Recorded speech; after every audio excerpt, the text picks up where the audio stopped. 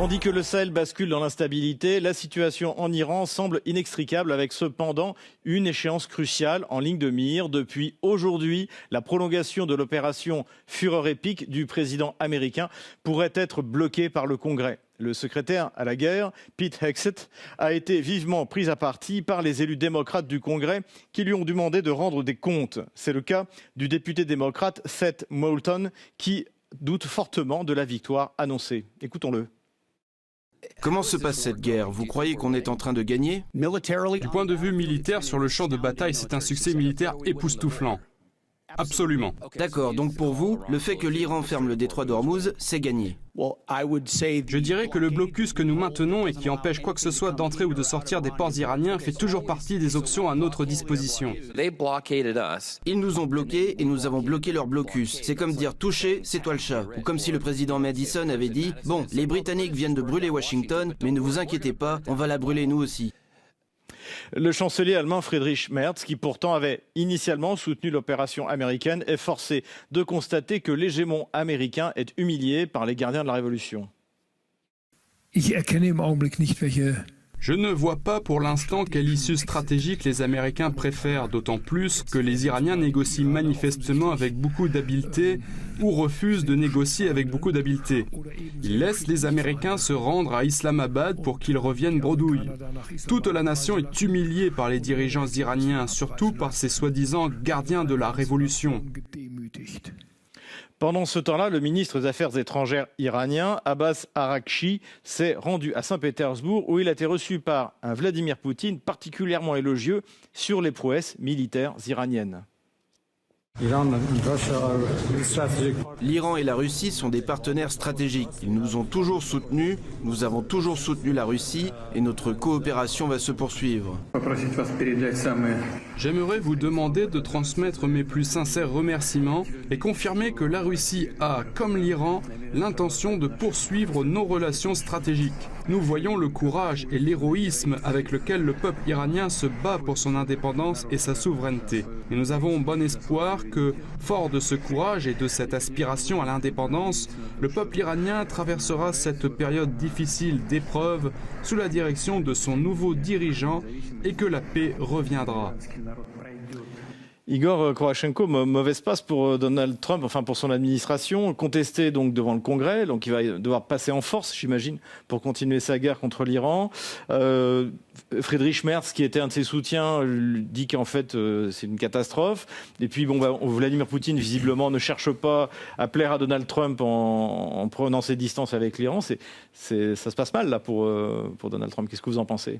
Effectivement, il y a beaucoup de composants, mais si on prend par exemple la critique de Friedrich Merz, mais où était-il lorsque l'Allemagne, avec la France, menait les négociations avec l'Iran? Il y a tout juste, il y a quelques mois, en 2025, il y avait des négociations à Istanbul, les négociations qui ont échoué, bien sûr, parce qu'il exigeait de l'Iran d'appliquer les accords dont les États-Unis étaient sortis, ce qui est une folie absolue. Donc, c'est encore une fois les doubles standards que l'on voit dans la politique occidentale. Et d'ailleurs, c'est pas la première si on prend Friedrich Merz. Si on prend Donald Trump, effectivement, il se trouve actuellement dans la situation plus que difficile, car on voit pas vraiment en quoi consiste cette victoire. Oui, bien sûr. On en est à la 35e déclaration. Hein. Ah oui, c'est à chaque fois qu'il dit voilà, il y a une victoire, mais on ne voit pas vraiment en quoi elle consiste. La pression monte sur Donald Trump, vous pouvez voir dans la presse américaine. Donc, bien sûr, il va y avoir aussi les élections législatives très bientôt. Et donc, on ne sait pas trop comment. Chérif Amir, votre analyse sur la situation en quelques mots, parce qu'on a beaucoup parlé d'Afrique et je suis un peu pris par le temps. Ce qui est normal, de parler beaucoup d'Afrique. Voilà. Écoutez, actuellement, on parle de la scène intérieure américaine concernant la pression sur Donald Trump, comment il va régler cette guerre. Mais je crois que Donald Trump, il a un enjeu, je ne veux pas parler généralement, mais je vais parler précisément, c'est qu'il a des partenaires très lourds au Moyen-Orient, c'est-à-dire les pays du Golfe et Israël. Et ces deux poids, ils veulent à tout prix régler l'affaire de trois Hormuz le plus rapidement possible. Et Israël veut régler l'affaire de ses racines, c'est-à-dire le régime iranien tout entier soit déchu. Les Émirats aussi. Mais les autres pays du Golfe, ils veulent respirer. Et Donald Trump est en train d'apaiser son camp intérieur à Washington, mais en même temps, il a un lobby israélien juif à Washington qui trouve qu'il doit bouger. Il est dans une situation très critique. Et regardez, les pays du Golfe, à mon avis, ils sont dans un état de panique. La visite de Zelensky aux Émirats ou aussi à Riyad, et ils ont signé des accords. Pour moi, c'est juste sur le papier. Ils n'osent pas se détacher de leur alliance avec la Russie, mais ils veulent montrer qu'ils ne sont pas contents. Ils veulent régler l'affaire de l'Iran le plus rapidement possible. C'est une guerre d'usure pour les pays du Golfe. C'est une guerre d'usure aussi pour Israël, surtout sur le front nord avec le Liban. Et Donald Trump, maintenant qu'il a massé toutes ses forces devant le monde entier et qu'il a répété des dizaines de fois qu'il a gagné la guerre, sachant qu'il n'a pas vraiment réalisé quelque chose, permettez-moi de signaler quelque chose. Si vous pouvez finir rapidement, shérif. Oui, rapidement, pour conclure. Les paroles de Donald Trump, qu'il a détruit l'armée iranienne, il n'a pas compris la structure de la révolution islamique iranienne, que ce n'est pas uniquement une armée régulière, ce sont aussi des factions et des milices qui font la guerre d'usure très bien. Tout à fait. Les analyses fusent au sujet du bourbier iranien dans lequel se trouve Donald Trump. Le Wall Street Journal constate qu'un consensus se crée contre le président américain qui aurait décidé de ne pas attaquer mais de renforcer le blocus. Il est encore trop tôt pour déclarer la défaite en Iran. Le consensus de la société civile se crispe. La guerre du président Trump contre l'Iran est le sommet du désastre de la politique étrangère américaine, la plus destructrice et la pire de l'histoire. Dans le Golfe Persique, les forces navales américaines, sans subir de pertes, ont renforcé le blocus écrasant imposé à l'Iran, auquel Téhéran semble incapable de résister. Il doit désormais être clair que Trump est prêt à imposer de tels blocus coûteux et destructeurs, même face à une forte opposition de la part de ses alliés et au sein de son propre pays. Et ce mercredi 29 avril, le président russe a appelé son homologue américain le surlendemain de la visite du ministre des Affaires étrangères iranien. La conversation a porté sur la résolution du conflit en Iran et en Ukraine. Trump et Poutine appellent à un bref cessez-le-feu en Ukraine. Lors d'un long entretien téléphonique mercredi, le président Trump et le président russe Vladimir Poutine sont convenus de la nécessité d'un bref cessez-le-feu en Ukraine dans les jours à venir, selon M. Trump lui-même et un conseiller proche de M. Poutine. Ainsi, M. Ushakov a précisé qu'une grande partie de la conversation qui a duré 1h30 a été consacrée à la guerre au Moyen-Orient. M. Poutine a déclaré soutenir la décision de M. Trump de prolonger le cessez-le-feu avec l'Iran et a attiré l'attention sur les conséquences inévitables et extrêmement préjudiciables non seulement pour l'Iran et ses voisins, mais aussi pour l'ensemble de la communauté internationale, dans le cas où les États-Unis et Israël reprendraient les hostilités militaires. Ahmad, vous vouliez faire un commentaire? Oui. La guerre, en tout cas en Iran, les frappes contre l'Iran nous a appris des choses. Que l'hégémonie américaine n'est pas infaillible. Et la deuxième chose, la démocratie, soi-disant démocratie occidentale, est complètement, en tout cas, c'était une illusion pour vendre en tout cas des rêves pour certains États. Et ce qui est le plus marrant, les détroits d'Ormuz étaient ouverts. Donald Trump, comme vous venez de le dire, il s'est mis dans un brouillé et il ne peut pas sortir. Parce que maintenant, on voit clairement que les États-Unis ont pris une claque. Mais voilà, comme toujours, ils voulaient montrer que nous sommes encore forts, nous avons de la force. Mais ce qui est le plus grave, actuellement dans les pays du Golfe, il n'y a pas des États hostiles envers l'Iran. Il y a des peuples qui soutiennent également l'Iran. Et si cette guerre continue entre les États-Unis et et l'Iran, c'est les États-Unis qui vont sortir. Déjà, ils sont déjà affaiblis. Ils vont sortir en tout cas perdants. Et il y aura des tensions même au sein des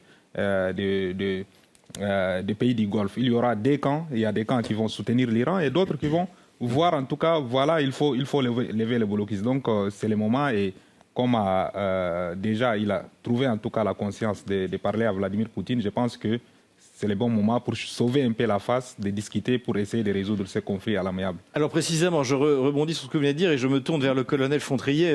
Mon colonel, et si la Russie était la solution ? Mais bon, d'abord, la Russie a un postulat de base. La Russie et l'Iran sont des alliés anciens et naturels. Et là, ça tombe bien, puisque l'Iran est contre tout le reste de l'Occident. On a plus de raisons que jamais de se trouver en concordance. Alors, il n'y aura pas de solution bilatérale, en fait.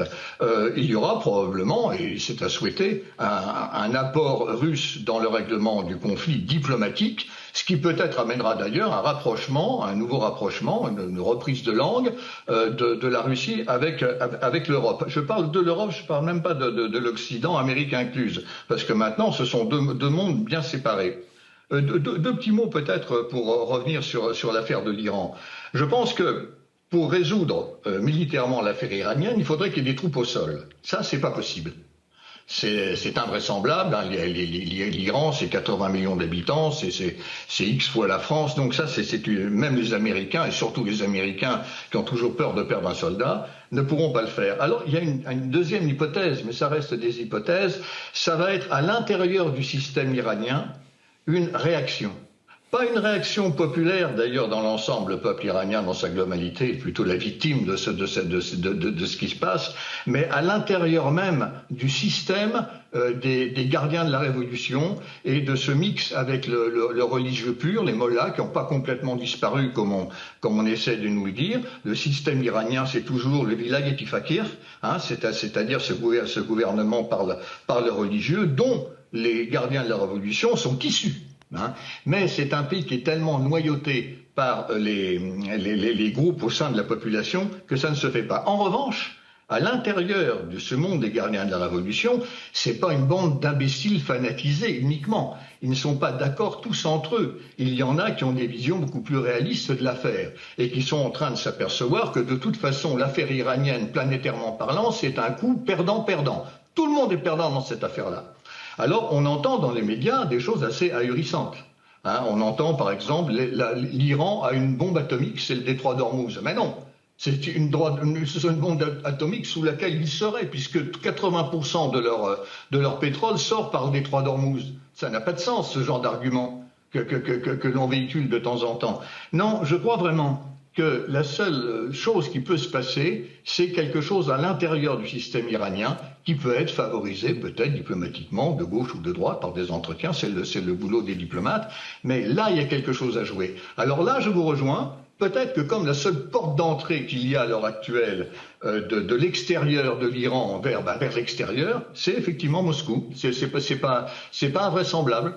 Il y aura une sacrée gymnastique diplomatique à faire et je ne trouve pas que par les temps qui courent, les diplomates soient ça et là particulièrement performants. Chinois peut-être. Tout à fait.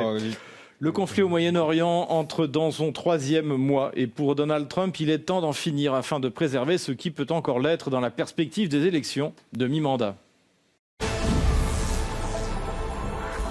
Alors que la situation au Moyen-Orient reste confuse et concentre les efforts et l'attention des États-Unis et d'Israël, les puissances européennes s'échinent à trouver une solution pour sortir de l'impasse dans laquelle les a mise la perspective d'une victoire russe en Ukraine. Le chancelier allemand Friedrich Merz appelle désormais à des concessions territoriales. On peut espérer qu'à terme, un traité de paix sera conclu avec la Russie. Il se peut qu'alors une partie du territoire de l'Ukraine ne soit plus ukrainien. Si le président Zelensky veut faire comprendre cela à la population et s'assurer une majorité en faveur du traité, et s'il est tenu de soumettre la question à référendum, il devra dire à la population qu'il lui a ouvert la voie vers l'Europe. À nous de répondre de manière crédible. Nous ne pouvons pas dire « un jour peut-être vous pourrez entrer ».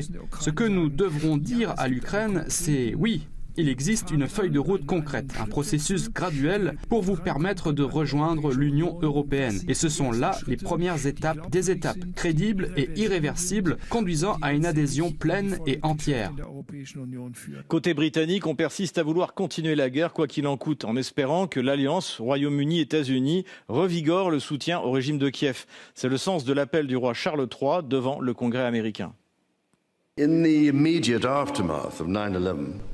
Juste après les attentats du 11 septembre, lorsque l'OTAN a invoqué pour la première fois l'article 5 et que le Conseil de sécurité des Nations Unies s'est uni pour faire face au terrorisme, nous avons répondu ensemble à cet appel, comme nos peuples l'ont fait depuis plus d'un siècle, côte à côte, au cours des 2 guerres mondiales, de la guerre froide, du conflit en Afghanistan et d'autres événements qui ont façonné notre sécurité commune.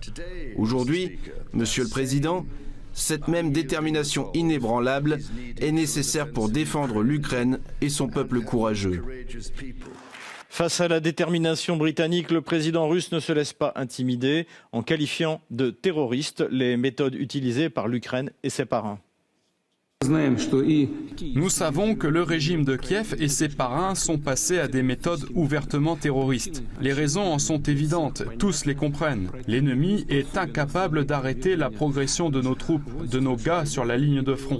Chaque jour, il perd du terrain, d'où ce pari sur la terreur visant aussi bien les militaires que les civils. Ils espèrent que cela pourra changer quelque chose. Cela ne changera rien. Mais ces menaces existent et elles s'accentuent, comme je l'ai déjà dit. Les frappes de drones contre les infrastructures civiles sont de plus en plus fréquentes. Igor Korchenko, il y a quelque chose qui me frappe, c'est que j'ai l'impression que Charles III se croit encore au 19e siècle et qu'il pouvait emmener la France faire la guerre en Crimée. On a quand même un sentiment de décalage par rapport à la réalité du terrain. Enfin, moi, je suis plutôt d'accord avec ce que dit Vladimir Poutine sur son analyse. Et comment vous expliquez ce décalage ? Alors, en ce qui concerne le Royaume-Uni, vous n'avez pas tout à fait tort. Oui, ils vivent un petit peu, je dirais, dans l'époque coloniale, et ça on le voit d'ailleurs dans la politique africaine, dans la politique sur le continent européen. Souvenons-nous par exemple de l'OTAN qui s'élargit. Combien de vagues il y avait d'élargissement ? Plus de 5, 6 ou 7, alors qu'ils ont promis de ne pas le faire. Donc c'est un petit peu la mentalité coloniale. Si on prend les méthodes terroristes, oui effectivement, moi-même j'étais dans les régions de Koursk, de Belgorod, j'étais dans le Donbass plusieurs fois et effectivement je dois constater que les méthodes utilisées par Kiev, ce sont les méthodes terroristes. Vous voyez pourquoi ? Parce qu'ils visent les infrastructures purement civiles, comme les écoles, les hôpitaux. Là, ce qui se passe par exemple à Tuapse, eh bien, c'est bien sûr, il s'agit d'une attaque précise. Ils savaient ce qui va se passer.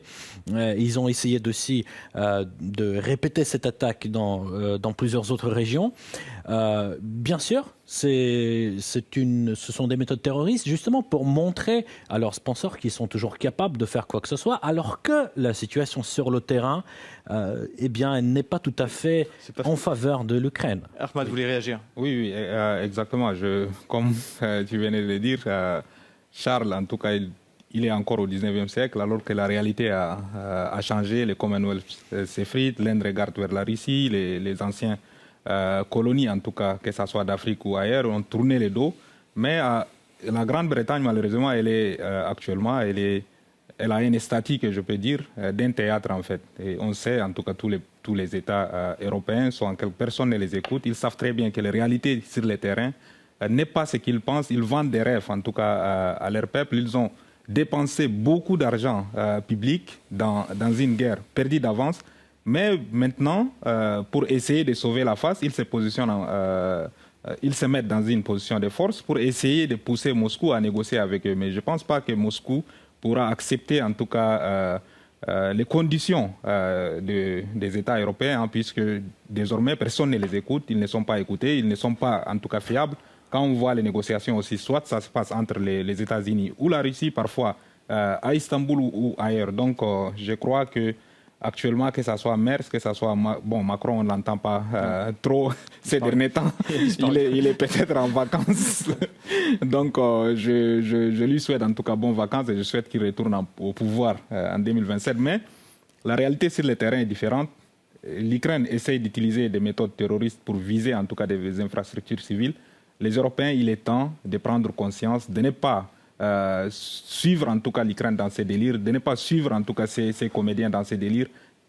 Il faut sauver la face, il faut accepter les conditions, il faut accepter les réalités sur le terrain. Comme nous l'évoquions dans notre émission précédente, les 90 milliards d'euros n'ont pas encore été versés à l'Ukraine et n'arriveront vraisemblablement qu'en plusieurs fois et seront conditionnés à des réformes fiscales impopulaires. C'est en tout cas ce que note Bloomberg. L'Ukraine risque de faire face à un durcissement des conditions de prêt liées aux aides. L'Union européenne envisage un durcissement des conditions de remboursement de son prêt de 90 milliards d'euros en imposant, à en croire des personnes connaissant le dossier, aux entreprises une modification impopulaire du régime fiscal. L'entretien téléphonique entre Vladimir Poutine et Donald Trump a porté également sur la situation en Ukraine. Le président russe a remercié Melania Trump pour sa médiation et a souligné la disproportion dans les échanges de corps entre les deux armées, russes et ukrainiennes. De bons souhaits ont été transmis à Melania Trump et sa contribution aux efforts de réunification des enfants russes et ukrainiens avec leurs familles a été soulignée. Il a également été mentionné que depuis le début de l'année 2025, la Russie a remis à l'Ukraine plus de 20 000 corps de défunts, tandis qu'ils nous en ont rendu un peu plus de 500. Vladimir Poutine et Donald Trump ont donné des évaluations similaires de la politique du régime de Kiev dirigé par Zelensky, poussé et soutenu par les Européens, cherche à faire durer le conflit. Colonel Fontrier, on a donc d'un côté une Angleterre qui se croit au 19e siècle, on a une Allemagne peut-être avec Friedrich Merz plus réaliste, et puis on a les Russes qui attendent que Donald Trump applique l'accord d'Anchorage. Est-ce que ça va aboutir et comment est-ce que ça pourrait se terminer selon vous ? Je crois qu'il ne faut pas accuser ce pauvre Charles III d'être trop vieux. Je pense même plutôt qu'il est plutôt un monarque moderne, mais il ne peut pas faire grand-chose, lui. Il est tenu à un discours, il est prisonnier de son rôle. C'est ça qu'il faut retenir. En revanche, il ne peut se faire que le porte-parole des décisions des gouvernants de la Grande-Bretagne et notamment de ces procédés ou ces choix erratiques. Quoi qu'il y a des raisons à ça. C'est pas nouveau. Il faut se souvenir de la guerre de Crimée au 19e siècle. Mais cela dit, en exergue, je voudrais quand même rappeler quelque chose sur les histoires de bombardement des civils, etc. On est en guerre. Une guerre, c'est une guerre. Il n'y a pas de guerre sans que les civils ne souffrent. Il faut quand même pas oublier qu'en 1944, la ville de Brest, la ville de Saint-Lô, la ville de Caen, la ville de Creil, à 12 km de chez moi, ont été bombardées par les Alliés pour peut-être tuer la poignée d'Allemands qui restaient dans quelques casernes encore debout. Alors le fait de s'alarmer parce qu'on a tiré sur les civils, c'est la guerre, c'est tout. C'est tout. Alors on peut toujours le déplorer, mais c'est la guerre dans sa globalité qu'il faut déplorer. C'est pas tout à coup parce que X a tiré sur Y ou Y sur X. C'est la loi, c'est la règle. Il n'y a jamais eu de guerre sans qu'il en soit ainsi, depuis que la guerre existe. Et le soldat, comme les prostituées, sont les deux plus vieux métiers du monde. Et il y a certainement quelque chose à tirer de ça. Voilà. Donc ça, c'est une chose. Maintenant, pour le reste, je partage aussi vos points de vue que l'Ukraine ne peut pas gagner cette affaire-là. Mais je pense aussi surtout que l'effort devrait être fait du côté occidental.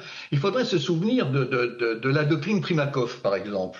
Personne n'en parle. On n'a jamais parlé de ça à la radio ou à la télévision. Primakov, en 93, on est en plein marasme, eltsinien, en URSS, et il dit voilà, c'est pas compliqué, on fait la paix, mais on tire une ligne depuis la mer Baltique jusqu'à la mer Noire, jusqu'à la Géorgie, pas de force potentiellement hostile à l'ouest de cette ligne. Mais enfin, c'est quand même pas compliqué ça à comprendre. Seulement, tant qu'on n'aura pas repris en compte ce genre d'arguments diplomatiques, et tant qu'on n'aura pas eu des diplomates qui s'y couchent et qui s'y décident, je ne vois pas très bien comment le président Poutine, qui a la profondeur du temps et de l'espace devant lui va faire autrement. On en revient, c'est le serpent qui se mord la queue. On pose une question en langue X et on répond en langue Y. On peut pas s'entendre. On peut pas s'entendre. Alors je crois pas trop à tout ça. Alors quant à l'Allemagne, elle est en train de réaliser une chose, c'est que ce soutien américain absolu sur lequel tout le monde s'est couché depuis 1945, eh bien, il est pas aussi fiable que ça. Il peut manquer. Et il manque, en plus de ça, quand il a un type du domaine de l'ordre de Trump, hein, un homme d'affaires certainement très pointu dans l'immobilier. Mais pour le reste, on n'a jamais vu un bourricot gagner à Longchamp une course de chevaux, hein, même dopé. Et c'est pas son registre. C'est pas son registre. Non, les Allemands sont en train de se rendre compte que ça va pas, qu'il va falloir faire autrement.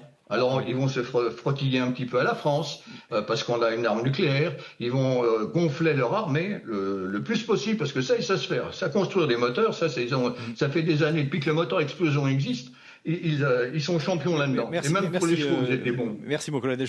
Ahmad, que je voyais sourire et approuver votre déclaration. Je suis d'accord, en tout cas, avec mon colonel. Je suis tout à fait d'accord avec lui, et surtout lorsqu'il fait la comparaison entre les prostituées, en tout cas. On voit le régime de Kiev prostitue pour avoir plus d'argent. Les 90 millions de dollars, avec quels moyens les Européens vont avoir cet argent?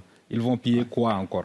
Ils ont déjà pillé leur pays, ils ont dépouillé leur peuple. Maintenant, ils vont financer avec quoi? L'idée, c'est qu'ils empruntent à 3%, 4% sur les marchés, qu'ils le donnent à l'Ukraine en espérant qu'un jour elle rembourse quand la Russie aura perdu la guerre. Ils vont vivre à crédit. Déjà, beaucoup des États européens, il faut le dire, hein, ils vivent à crédit. Ils n'ont plus les moyens, en tout cas, de financer quoi que ce soit. C'est juste une illusion. Ils savent très bien qu'ils ont déjà perdu cette guerre d'avance. Et lorsque nous avons évoqué tout à l'heure la question des terrorismes, en tout cas des visées des infrastructures civiles, les théâtres de l'opération sont loin. Alors viser Moscou, viser Sochi, viser d'autres villes, c'est du terrorisme. Ça, ce n'est plus une guerre ou bien des dommages collatéraux. Hein. Il faut dire clairement, moi je ne défends aucun parti, mais la réalité est là lorsqu'on vise en tout cas des villes à des milliers de kilomètres juste parce qu'on a perdu sur le terrain, c'est un acte terroriste pour moi. Depuis le début du conflit en Ukraine, oppose en fait les Russies. Pardon, depuis le début, le conflit en Ukraine oppose la Russie aux États-Unis. Pour ces derniers, il est désormais relégué au second plan. Y mettre fin serait un moyen pour Donald Trump de réaliser enfin une des promesses de campagne, faire la paix avec la Russie. C'est tout pour aujourd'hui. Merci d'avoir suivi cette émission. Je vous donne rendez-vous la semaine prochaine avec Karine Béché-Golovko pour un nouveau numéro d'Ici Moscou. Les Français parlent au français, les francophones parlent au francophone.